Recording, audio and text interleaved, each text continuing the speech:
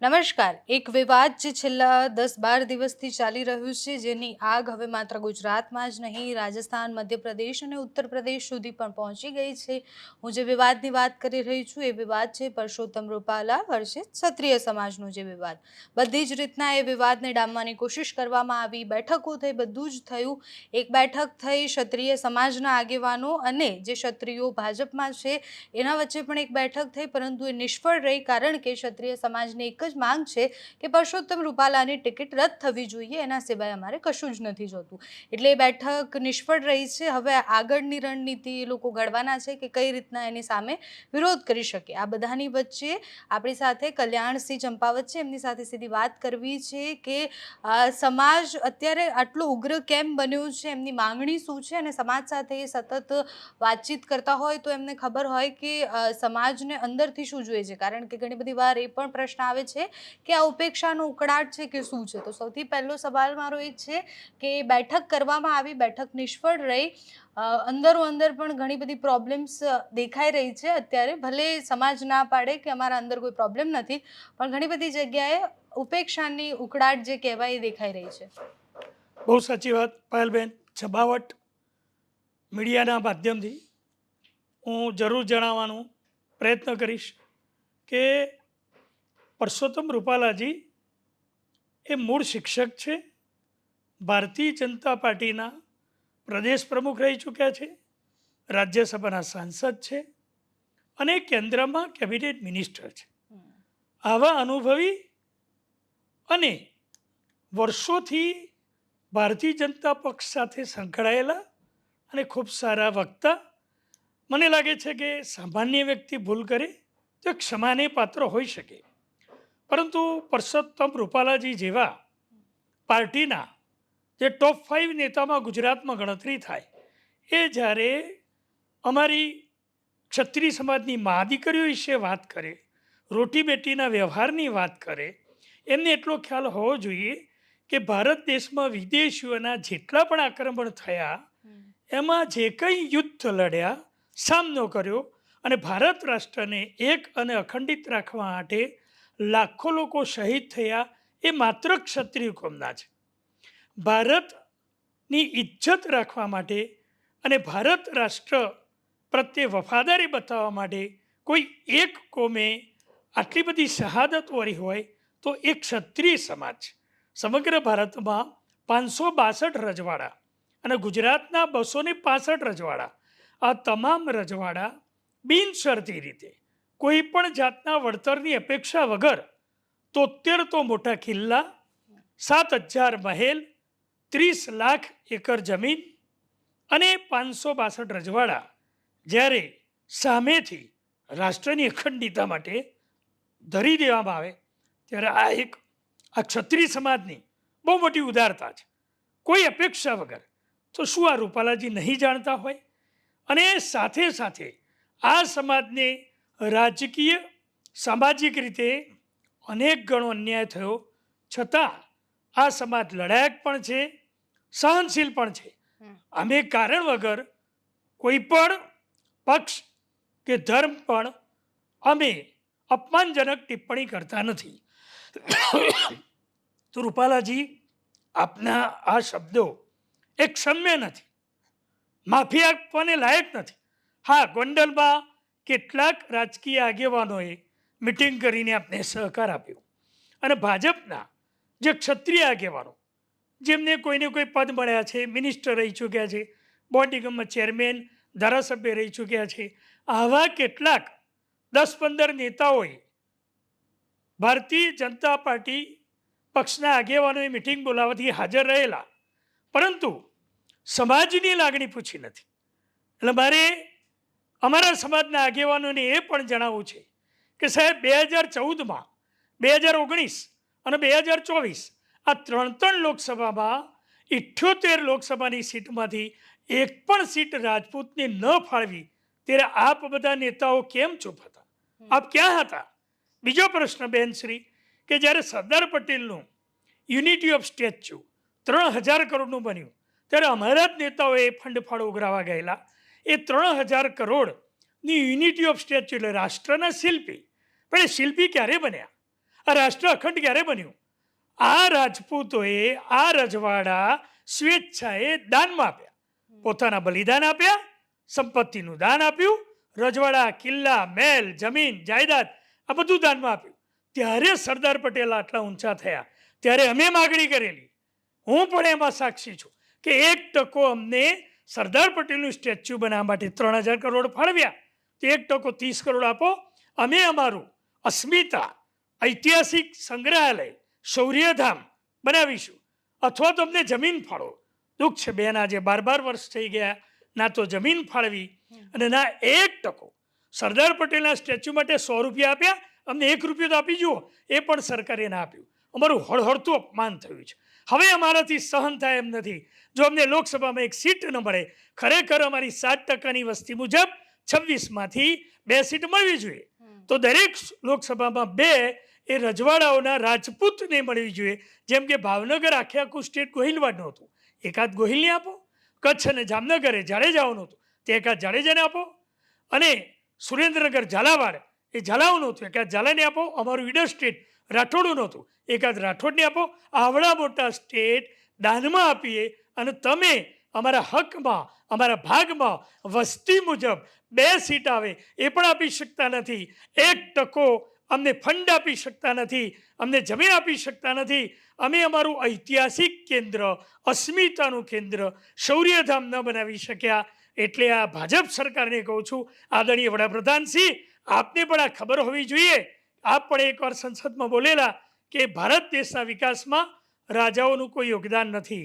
માફ કરજો સાહેબ, અમારું જે યોગદાન છે ને એ તો કદાચ એની કિંમત આંકી શકાય એમ નથી, અકલ્પનીય છે. અમે જે યોગદાન આપ્યું છે એની વળતરની અપેક્ષા નથી રાખી.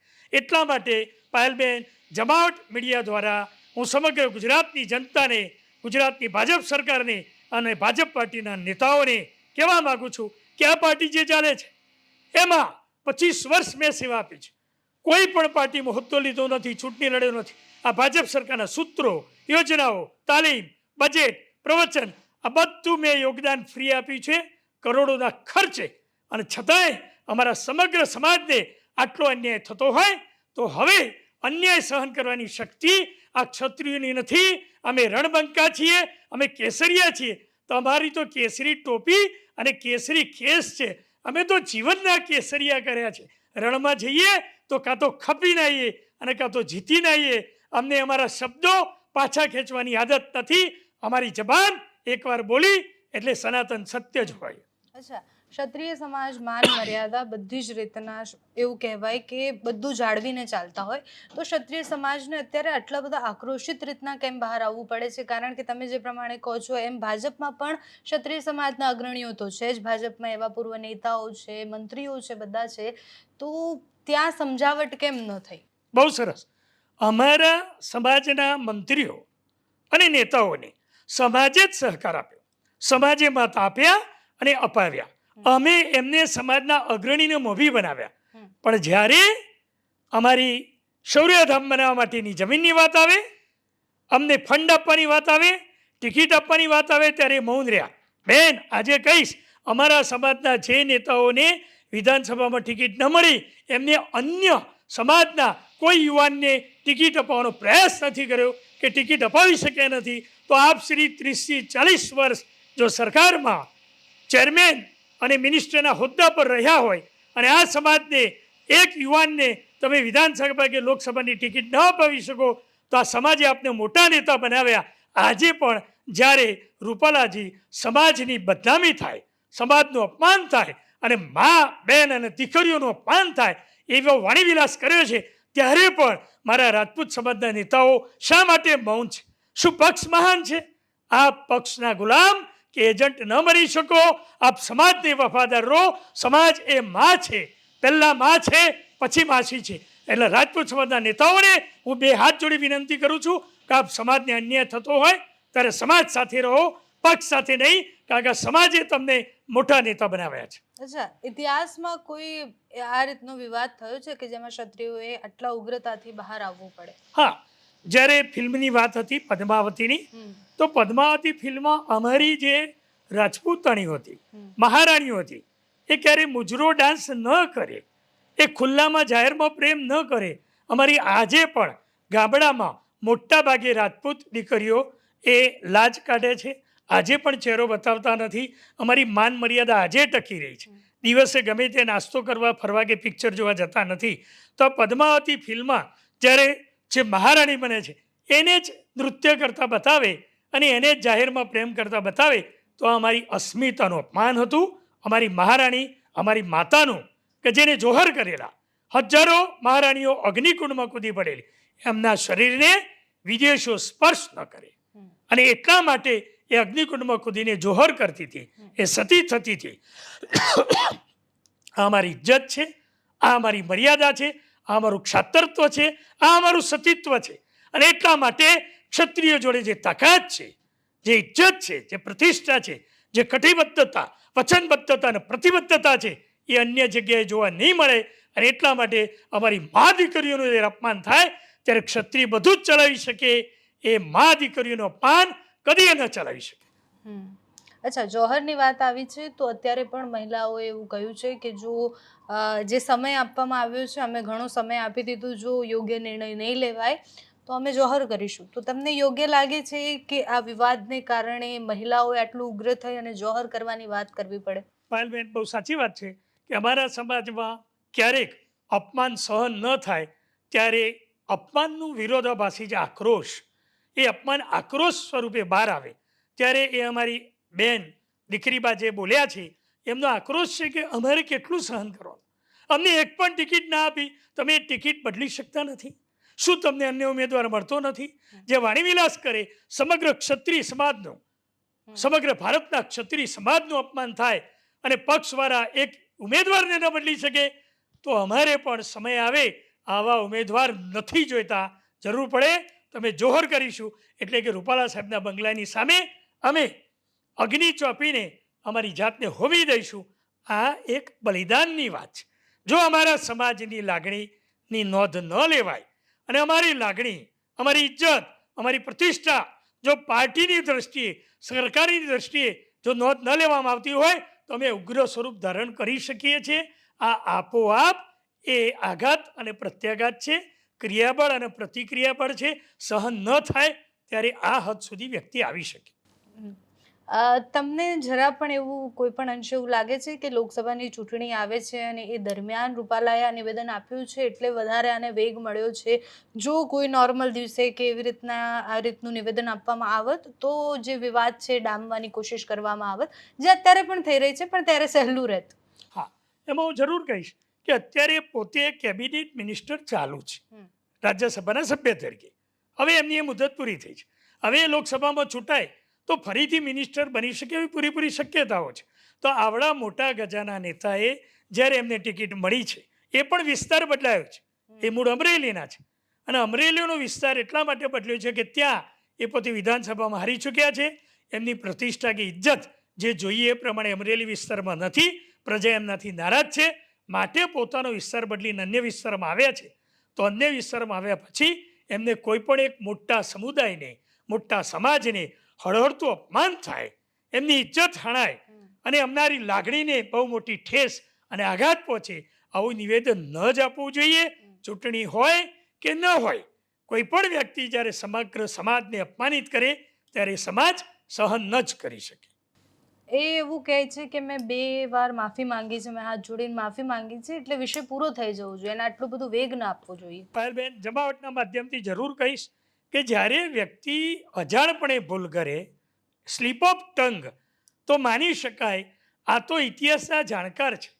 એક ડાયરાના કલાકારની જેમ અનેક પ્રવચનો આપે છે.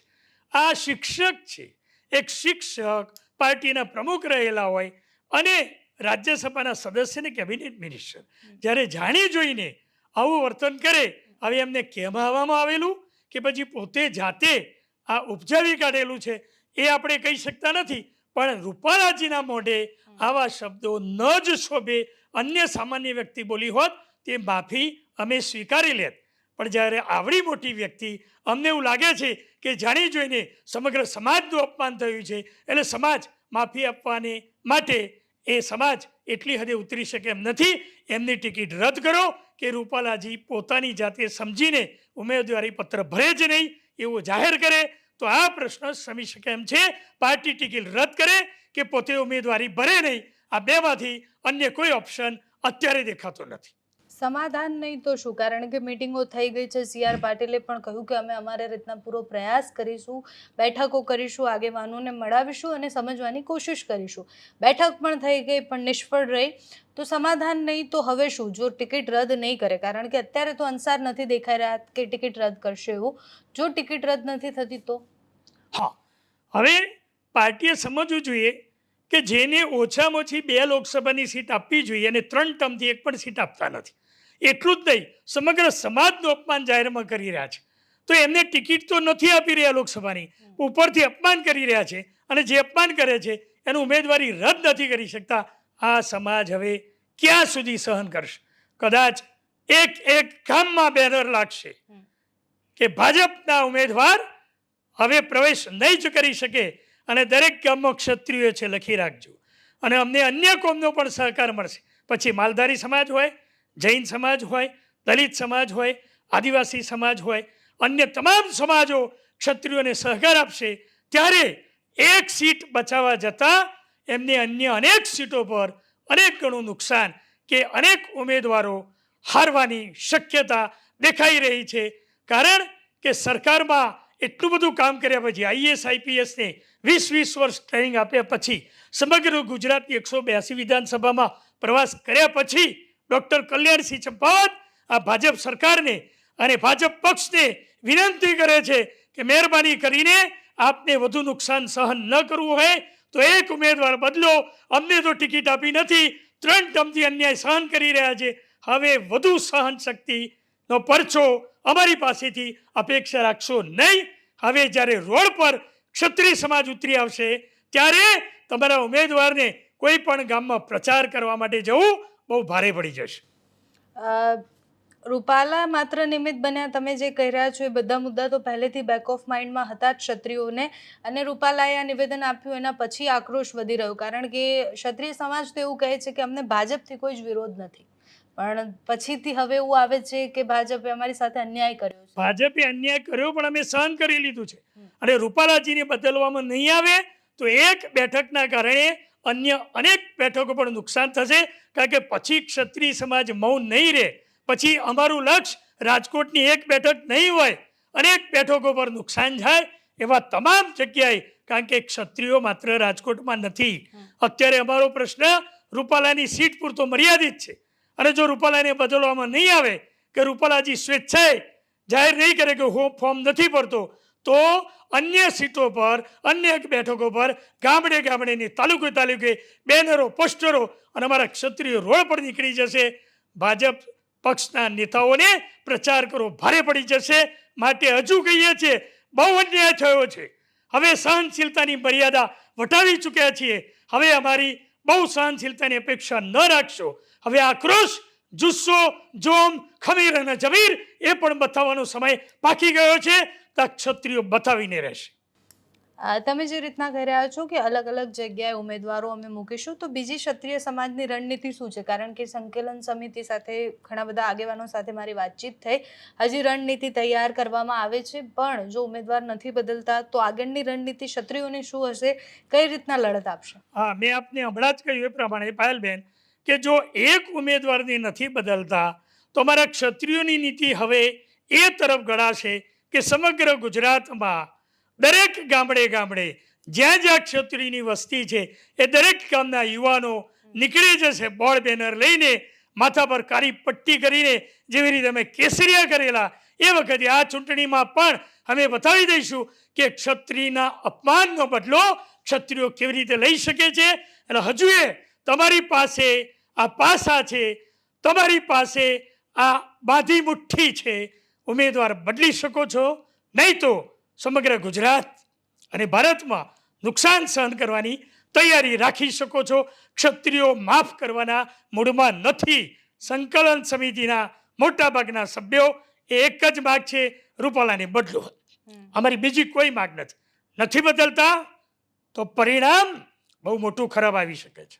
અચ્છા 10% ક્ષત્રિયો એવા પણ છે કે જેનું એવું માનવું છે કે ભાઈ આટલી વાર માફી માંગી છે તો માફ પણ કરી દેવા જોઈએ. જેમ કે ગોંડલમાં જ્યારે સભા થઈ ત્યારે જયરાજસિંહે કહ્યું હતું કે ભૂલ થઈ ગઈ છે, મને પણ દુઃખ થયું છે, પણ માફી માંગી લીધી છે એટલે આપણે મોટું મન રાખીને માફ કરવા જોઈએ. CR પાટીલે પણ કહ્યું કે માફ કરી દેવા જોઈએ. તો એ જે બેઠક થઈ હતી એના પછી આ બીજી બેઠક થઈ એવું કહી શકાય. તો આ બધી બેઠકોમાં જે આગમાં પાણી નાખવાનું હોય એની જગ્યાએ આગમાં ઘી જ કેમ રેડાતું જાય છે? પાયલબેન, બહુ સમજણની વાત છે. કઈ વ્યક્તિએ ગુનો કર્યો છે એની પર આધાર છે. કોર્ટમાં આદરણીય જજ પણ કહે છે કે તમે કાયદો જાણો છો અને જાણ્યા છતાંય ભૂલ કરી છે, માટે તમને માફી આપવામાં નહીં આવે, તમને કડકમાં કડક સજા કરવામાં આવશે. એમ રૂપાલાજી જાણે છે કે મારા વાક્ય નિવેદનથી શું ભડકો થઈ શકે છે, છતાં એમને એવું નિવેદન આપ્યું. જો પાર્ટીના સામાન્ય અન્ય ઉમેદવાર, અન્ય નેતાએ, સામાન્ય વ્યક્તિએ નિવેદન આપ્યું હોત તો ક્ષત્રિય સમાજ જરૂર માફ કરત. પણ એવા ગજાના નેતાએ આ ગંભીર ભૂલ કરી છે કે ગુનો એ માફ ન કરી શકાય, ભૂલ માફ કરી શકાય. આ ભૂલ નથી, ગુનો છે. માત્ર અમારું જે સંકલન સમિતિના મોટાભાગના સભ્યો છે એમને એક જ મત છે, ઉમેદવાર બદલો, એનાથી ઓછું અમને ખપતું નથી. અને અમારી ક્ષત્રિયાણીઓ, અમારી બેન દીકરીઓની પણ આ એક જ માગ છે કે આ ઉમેદવારને કોઈ પણ ભોગે બદલો. માટે અમારી બેન દીકરીઓનું અપમાન થયું છે એની ઉપરવટ અમે ન જ જઈ શકીએ. હું પણ ઈડર સ્ટેટના જાગીરી પરિવારમાંથી છું અને હું પણ કહું છું કે અમે બધું જ સહન કરી શકીએ. અમે જો યુદ્ધ કરીને લાખોની સંખ્યામાં શહીદ થતા હોઈએ તો આવા અપમાનનો ગૂંઠણો સહન ન કરી શકીએ. અને જે સમાધાન કરવાનો પ્રયત્ન કરે છે એમને ભાજપમાં ક્યાંક ને ક્યાંક હોદ્દા મળ્યા છે, મિનિસ્ટર રહ્યા છે, એટલે ભાજપનું ઋણ છે, એટલે ભાજપની તરફેણ કરે છે. પણ એ પોતાના સમાજનું ઋણ એમને પહેલું યાદ રાખવું જોઈએ. પહેલો સમાજ, પહેલી માં, પછી પક્ષ. અચ્છા, છેલ્લો સવાલ છે કે સમાજમાં અંદર પણ કઈ અસંતોષ ખરી કે સંકલન સમિતિ બની છે, ભાજપના જે આગેવાનો છે બધા સાથે વાતચીત થઈ રહી છે, પણ એ બધાની વચ્ચે કોઈ કોમ્પ્રોમાઇઝ ન થાય? હા, એવું કહી શકાય કે જે નેતાઓને ભાજપ પક્ષનો લાભ મળ્યો છે, એટલે એ ભાજપ પક્ષની વિરુદ્ધ કે રૂપાલાજીની વિરુદ્ધ બોલવામાં ખચકાય છે. તમે મંત્રી પદે રહ્યા છો, તમને પ્રતિષ્ઠા મળી, બોર્ડ નિગમના ચેરમેન રહ્યા, એટલે એક થોડુંક ઋણ છે. જેમ કે કર્ણ ઉપર દુર્યોધનનું ઋણ હતું, એટલે દુર્યોધનની વિરુદ્ધમાં ક્યારેય ન જઈ શક્યો. એમ અમારા કેટલાક નેતાઓ પર પક્ષનું ઋણ હોઈ શકે, એટલે એ સમાજની તરફેણમાં બોલતા ખચકાય છે, શરમ અનુભવે છે. પણ જે નેતાઓ નથી અને ભાજપનો લાભ નથી લીધો એવા તો હજારોની સંખ્યામાં છે, એ ક્યારેય પણ માફ કરવાના મૂડમાં નથી. કારણ કે અમે ઋણી નથી. અમે તો પક્ષને આપ્યું છે સૂત્રો, યોજનાઓ, તાલીમ, બજેટ, પ્રવચન, કરોડો રૂપિયાનું ફંડ, અને સામે વળતર નથી લીધું. એટલે અમને અધિકાર છે સત્ય કહેવાનો, અને સત્યથી અમે વિમુખ ન જ થઈ શકીએ. અને ડૉક્ટર કલ્યાણસિંહ ચંપાત જેવા હજારો ક્ષત્રિયો છે કે જે સમાજની વિરુદ્ધ ન જ જઈ શકે અને પક્ષના ગુલામ કે પક્ષના એજન્ટ નહીં જ બની શકે. એટલે પક્ષ અને સરકારને હજુ વિનંતી કરવામાં આવે છે કે આપ શાનમાં સમજી જાઓ, ઈશારામાં સમજી જાઓ. એક ઉમેદવારના કારણે આખા પક્ષની ઇમેજ ખરડાય એવું ક્યારેય ન કરશું. કલ્યાણસિંહ, ધન્યવાદ. આપનો જે આક્રોશ છે એ મેં જોયો, અને આની પહેલાં પણ જ્યારથી વિવાદ શરૂ થયો છે મેં ઘણો આક્રોશ જોયો છે. મહિલાઓની આંખોમાં આંસુ પણ જોયા છે જ્યારે એ આક્રોશિત થઈને આંસુ આવે છે અને કહે છે કે જો અમારી માંગ સ્વીકારવામાં નહીં આવે તો અમે અમારું પરિવાર બધું જ મૂકીને જોહર કરીશું. કેસરિયા કરતાં અમને વાર નહીં લાગે. આ બાજુ ભાજપ છે અને બીજી બાજુ ક્ષત્રિયો છે, આ બધાની વચ્ચેનો તોડ ભાજપ શું નીકાળે છે કે પછી ક્ષત્રિયોની માંગ સ્વીકારવામાં આવે છે, એ જોવાનું રહ્યું. ધન્યવાદ.